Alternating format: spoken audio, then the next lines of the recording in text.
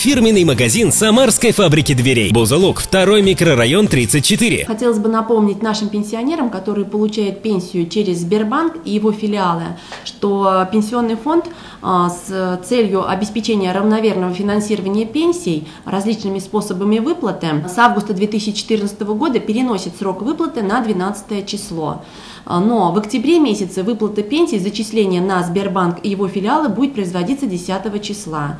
Согласно договору отделения пенсионного фонда и Сбербанка, срок зачисления в течение суток. То есть в течение суток зачисление на счета, на карточке будет произведено.